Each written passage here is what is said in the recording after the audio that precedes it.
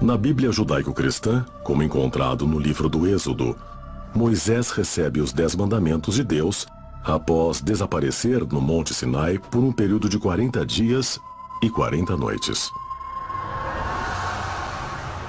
Quando o profeta retorna ao seu povo, sua aparência mudou completamente. É muito interessante. Ele ficou perto de Deus por muito tempo. Seu rosto estava brilhando. E ele teve que se cobrir porque tinha mudado. Seu povo tinha medo dele, porque sua fisionomia tinha mudado muito. Basicamente, seu povo o reconhece, mas também vê que ele mudou fisicamente. E isso é muito interessante, porque se você for analisar isso sob a perspectiva bíblica, você vai pensar que esse encontro com Deus é uma coisa boa, é algo fenomenal, mas não que vá ter efeitos físicos. No caso do encontro de Moisés, o que tem é uma coisa física, uma coisa específica, sugerindo que o que aconteceu com ele foi um encontro físico com a divindade. Um ser extraterrestre ao invés de algo divino, como sempre classificamos. Se virmos isso sob o contexto atual das histórias de abdução alienígena, Deus, na verdade, desceu do céu em um tipo de OVNI. Ele foi levado a bordo de um OVNI e retido por 40 dias. E daí voltou. Acho que se olharmos isso sob esse contexto, vamos chegar a algo como uma abdução clássica. Será que o livro de Enoque realmente descreve um evento de abdução? Um evento que aconteceu milhares de anos atrás? Se foi assim, a Bíblia pode conter outros exemplos de encontros de extraterrestres com humanos?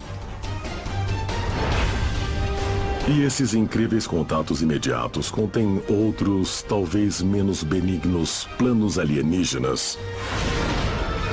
Planos que envolvessem o controle de nosso comportamento e abduções psíquicas por outras dimensões.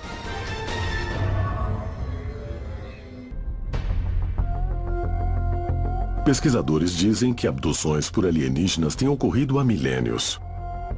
Esses eventos extraordinários teriam sido documentados no mundo antigo. A evidência pode ser encontrada no que muitas pessoas acreditam ser as páginas que faltam na Bíblia judaico-cristã. Em 1946, uma coleção de manuscritos antigos conhecida como Manuscritos do Mar Morto é descoberta escondida em jarros de argila dentro de uma caverna. Entre os manuscritos está o livro de Enoque, o chamado texto bíblico perdido, no qual o profeta hebreu chamado Enoque descreve em detalhes seus encontros extraordinários com seres de outro mundo. Enoque nos conta sobre guardiões do céu que desceram aqui. Ele não usa o nome nave espacial, mas diz, desceram na terra, vindos do céu. Ele é o único que fala na primeira pessoa. Eu fiz, eu pensei, eu voei, eu tive contato com os chamados guardiões do céu. Enoque foi levado do nosso planeta Terra pelo Senhor em uma carruagem de fogo. Eles não eram anjos, eles não eram deuses, eles eram extraterrestres de carne e osso, que o levaram para um tipo de veículo para, então, escrever o conhecimento do universo, como ele o chama. Nossos ancestrais achavam que tudo o que testemunhavam tinha a ver com magia, quando na realidade isso não era nada mais do que tecnologia mal compreendida. Será que os relatos bíblicos de Enoque e Moisés sugerem um encontro extraterrestre? Onde seres alienígenas trazem mensagens de paz e harmonia para os humanos? De acordo com a Bíblia dos Hebreus, no século VI a.C., que seres divinos desceram do céu e fizeram contato com Ezequiel. Ezequiel estava no rio Cabur. E ele disse que um grande redemoinho veio na direção dele. Ele o descreveu como fogo se abrindo. E por fora do fogo havia a cor âmbar, que é a palavra hebraica que significa espectro de metal polido, o que faz crer que era metálico e que girava. E aterrissou na frente dele, exatamente na frente dele. E de repente, desse redemoinho, saíram 4 criaturas. Na Bíblia, o profeta Ezequiel chama esses seres espirituais de querubins. E os descreve como tendo 4 rostos, 4 asas e pele brilhante como se fosse bronze polido. Ezequiel diz que ele foi levado ao céu e foi a diferentes lugares onde ele pôde ver diferentes coisas. E daí lhe falaram sobre coisas futuras que iriam acontecer.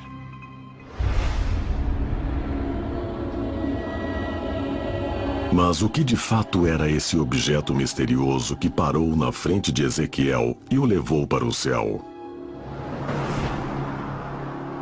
E quem eram os seres estranhos que surgiram e partilharam sua visão do futuro com o profeta? Ele descreveu que eram semelhantes aos homens, mas pareciam ter rostos diferentes, de diferentes animais. E algumas pessoas interpretaram isso como sendo talvez roupas espaciais. Imagine o capacete, a máscara de oxigênio, esse tipo de coisa. Ele poderia ter visto, na verdade, algo que era um rosto, mas que não se parecia com um rosto. Ele deu a melhor descrição de um OVNI que existe na Bíblia, porque ele diz que a coisa parecia uma roda dentro de uma roda, que é a descrição clássica de um disco voador. Basicamente, é o relato de um cara que foi abduzido e a quem disseram algumas coisas e que retornou para o seu lugar de origem. Isso seria o que hoje descrevemos como um relato de abdução. Pode ser que o relato do profeta Ezequiel do seu contato imediato no céu tenha sido alguma coisa a mais. Talvez não envolvesse seres do céu, mas fossem visitantes de outra natureza interplanetária? Se foi assim, o que isso sugeriria sobre outros relatos bíblicos de encontros estranhos similares? No livro de Jonas, tem uma pessoa que foi chamada por Deus para fazer uma missão. Mas ele não quer fazer isso. Ele tenta se afastar do seu destino e Deus intervém. Ele traz uma tempestade, os marinheiros ficam com medo e eles o jogam do navio. E ele é engolido por um grande peixe. Fica na barriga dele por 3 dias e 3 noites e finalmente é cuspido na praia.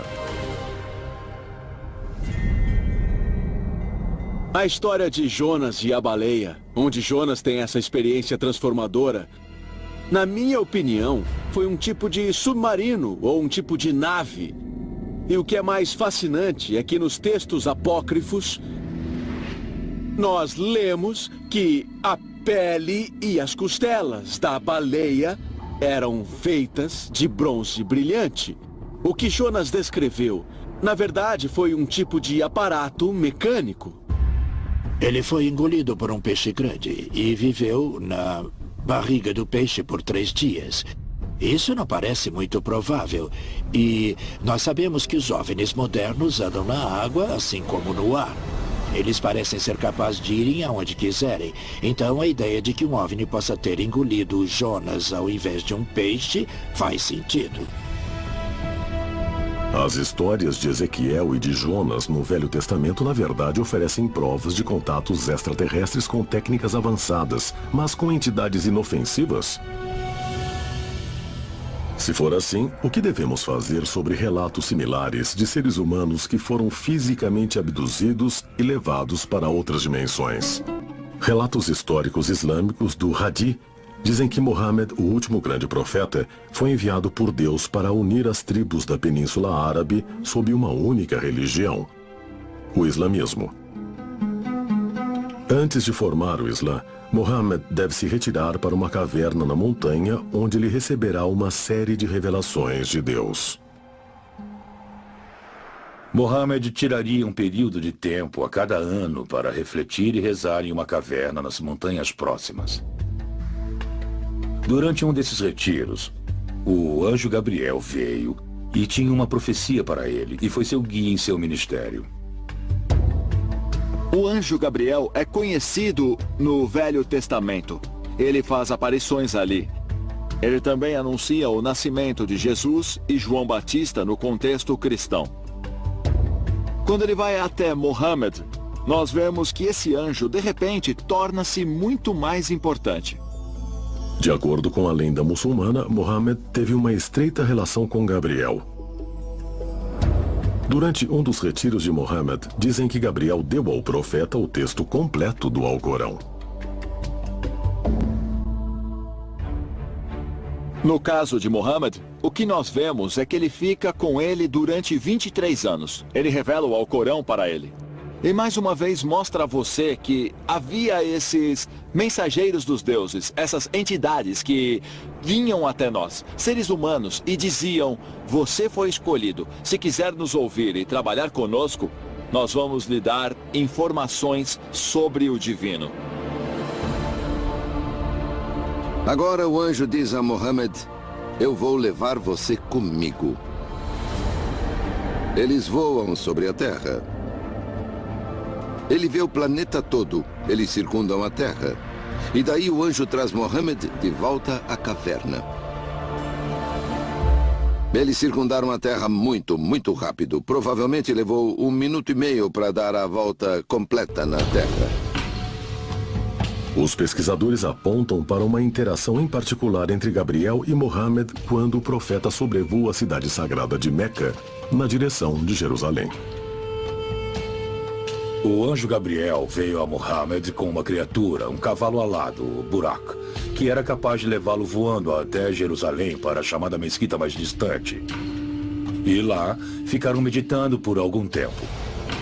E daí, após um tempo de visitação, ele foi para o céu e foi capaz de visitar os profetas Abraão e Moisés, Jesus e Yahvé e Alá, e o próprio Deus também. E recebeu informações e inspiração. Daí voltou do céu para Jerusalém. E de lá foi para Meca, completamente inspirado por seus conhecimentos. É dito que ele foi de Meca para Jerusalém em uma única noite. Isso é impossível fisicamente, não pode ser. Ao invés de aceitarmos isso alegoricamente, se tomarmos literalmente, na verdade nós temos as ferramentas e a explicação de como isso teria sido possível. Nós diríamos que ele fez isso com a ajuda do anjo Gabriel. Essa história pode descrever uma abdução física onde Mohammed foi levado para outras dimensões pelo anjo Gabriel, inclusive o céu? Pode ter mais coisas aqui do que um relato mal interpretado? Os teóricos do antigo astronauta dizem que a resposta é sim. E dizem que a evidência é encontrada no misterioso desaparecimento da documentação